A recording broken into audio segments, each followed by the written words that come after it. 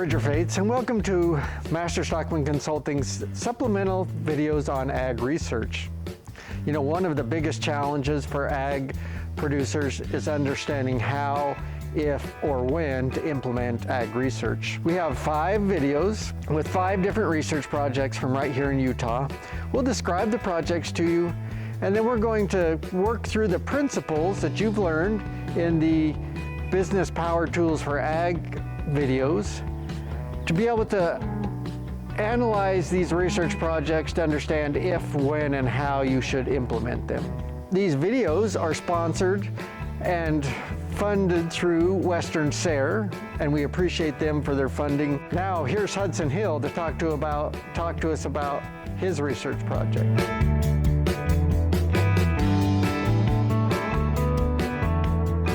Good morning. You know, the project that I chose to go through was about fodder. I did it for a reason. I'm really interested in fodder in my personal life. The project really was clear on its objectives. It was looking to see what fodder would do for milk production, what the components in the milk would do. So in that research project, I think it really shows that you can try to achieve whatever you want, and then the thing that I hope this curriculum is really helping you do is understand anytime you read research, you've got to then take it to your own place and see how that applies. So I have people ask me all the time, well, will livestock eat fodder? And if you look at it, boy, I'll bet they will, huh? Look at the green. This will even qualify for some grass-fed projects. So getting them to eat fodder really isn't the question. The question is, what's fodder going to do on your operation? In the SARE study that we looked at, it was able to change some milk components. It was able to increase milk. It was able to increase some components like protein, fat, and it really helped those producers milking goats achieve something. And so your job, if you're interested in something like fodder, is to look at that research and say, well, how would that apply to my project? And I think in this case, we've looked at one of the small automated fodder producing systems. It's really cool to me. They're taking a high energy feed and turning it into a high protein feed. And I think it's just something to look at. You know, in agriculture, there's these things happening all the time that we can improve, we can change, and we can look at on our own operations to be successful.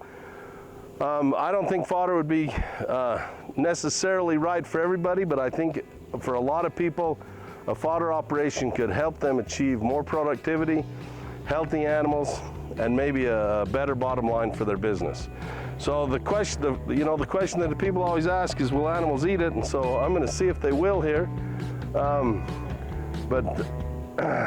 Next, we're going to sit down as a panel, and we're going to discuss the research and discuss how those projects work.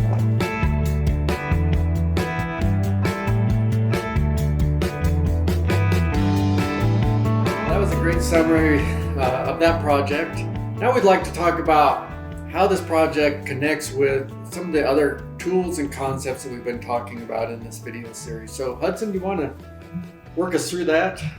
You bet. You know, as I mentioned in the video, I really love this project. It's something I'm looking at in my personal life.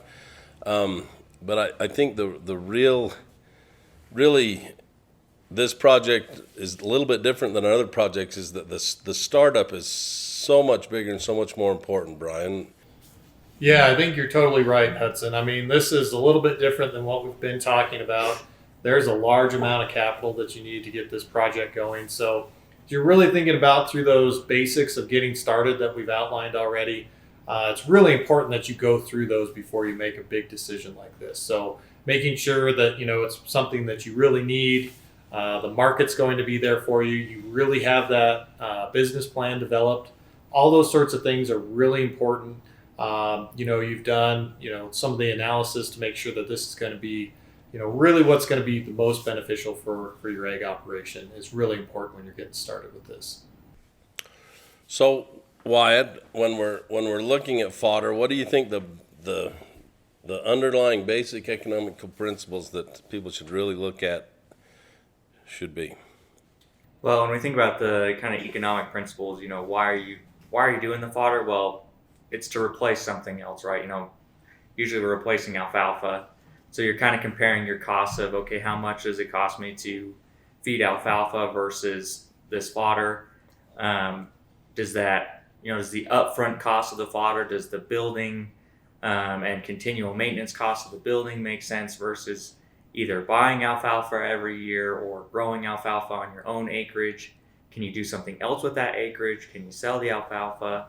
There's kind of a lot to go into it, but when we think of the principles, it's basically the cost, of the fodder versus the cost of alfalfa versus, the revenue or profit you're going to gain from either the fodder or alfalfa, and kind of boiling it down to which one ends up with more revenue in the end. So, Bridger, I think especially this project works really well with a couple of the tools, and it's really important to use a couple of tools with this project. Yeah, I agree. And I think, Brian made a good point at the first. Whenever you have this significant of a capital investment, you really have to do your due diligence and really understand your costs and returns and work on that. So, there's probably a variety of tools you'd want to use to look at this. But I think in the end, you would definitely want to use that net present value tool to understand if the capital that you're going to spend to build this facility is going to be worth it in the long run. Are you going to be able to pay off the building of the facility, the building of the infrastructure that goes into that? That's a pretty big capital investment. And then there's going to be some annual costs that go into that calculator too, right? There's maintenance cost of a facility like that. You have to keep it up so that it will last long enough that you can recoup your investment. And then, you can look at the revenue side as well in terms of revenue generated out of there. But I think this project, more than any, really sets up well to finish it off with a net present value analysis before you would make that leap on a project like this. Yeah, I agree. I think anybody looking at this would really want to do a net present value. So Barton, from my animal science standpoint, I really like the scientific method in this. I like the steps they took, and I like that there's more steps to take in the future on this, I think. Yeah, when I look at how they use the scientific method here, I really like how they have a clear hypothesis stated. Can we replace a portion of the feed ration with a different component to increase the quality of the ration? And where that leads me to is another step in the scientific process that's analyze the results. And in this case, analyzing the results is going to be real data driven. We're not going to be able to just walk out there and visually appraise whether or not we succeeded.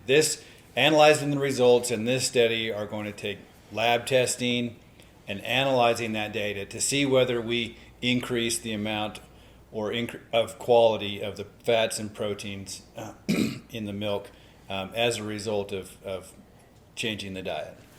As I work on thinking about keeping records on a project like this, I really want to focus for a second on analyzing the results. We really, in this case, we need some really specific numbers. We need some really specific information.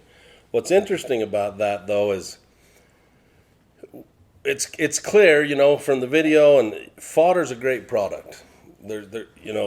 Livestock will eat it. Fodder's a great project, but we really need to take that one step further. And as a producer, how do we use that good product to make us more sustainable and to make money on it? And that's where that information's really got to be taken. And in a lot of these other projects, we were wanting to keep records and keep information to see if the startup was going to be okay, if we could make it through the startup. And I really want to stress, in this project, I think trend analysis is so important.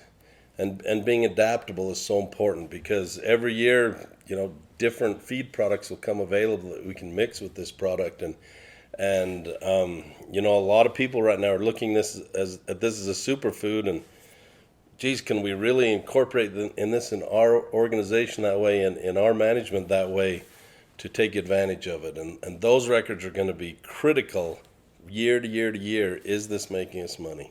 Absolutely. And being able to take those results and presenting them to the management team or sharing them with the management team is going to take a real understanding of those records and of that data. I think this project really shows us the depth that agriculture can go, because we're talking about feeding feed. But some records like, well, what's it doing to our reproduction? What's it doing to our body scores? What's it doing to longevity of females in our herd is stuff we're going to want to really watch, because it's one thing that if it makes the milk better, but if we can't get them bred again, we don't really want the milk better just one time, right? So this project is really interesting to think about with records. I hope you've enjoyed it. I hope you really take a good look at it and do the assignment. Hopefully you found this discussion helpful as we tied the project to the other tools and concepts that we've already talked about. And hopefully you'll watch the rest of the videos in this series.